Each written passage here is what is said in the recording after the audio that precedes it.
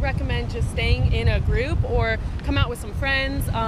I've been kind of trying to stay in the middle of everyone. The current's strong, so it's easy to get pulled down really far south, but definitely stay away from the pier and the jetty because it'll pull you down there.